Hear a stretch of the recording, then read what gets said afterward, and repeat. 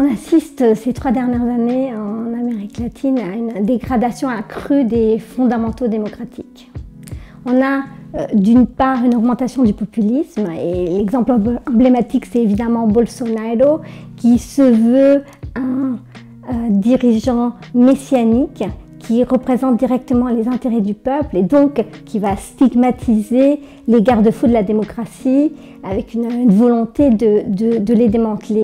Et puis d'un autre côté, on a aussi un basculement vers des régimes dictatoriaux autoritaires, comme par exemple au Venezuela ou au Nicaragua. Au Nicaragua, depuis 2008-2009, on a eu une dégradation, notamment les dernières élections en 2016, une véritable obstruction à la possibilité pour l'opposition de participer aux élections, et puis l'indépendance du judiciaire qui s'effrite.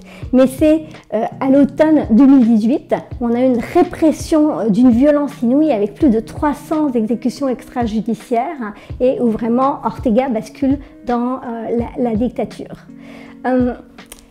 À ce phénomène s'ajoute, et c'est lié, une visibilité accrue, mais également un phénomène accru de capture, de structure de l'État à travers la corruption par le crime organisé. Et là, je parle d'un phénomène qui touche toute l'Amérique latine.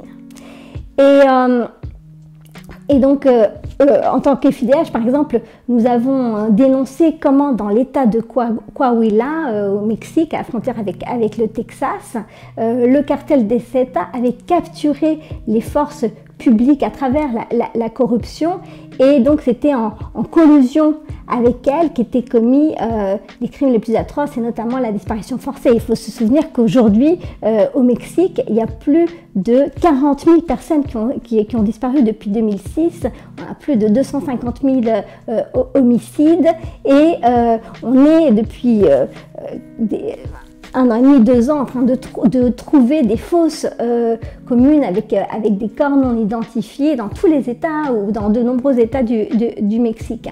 C'est difficile de prévoir quel sera l'avenir des démocraties latino-américaines dans les prochaines années, mais les mouvements sociaux et les manifestations qui ont eu lieu ces derniers mois dans de nombreux pays latino-américains sont une source d'espoir. Et là, FIDH travaille main dans la main avec cette jeunesse, cette société qui veut changer le fonctionnement de l'État et qui réclame plus de démocratie et plus d'égalité.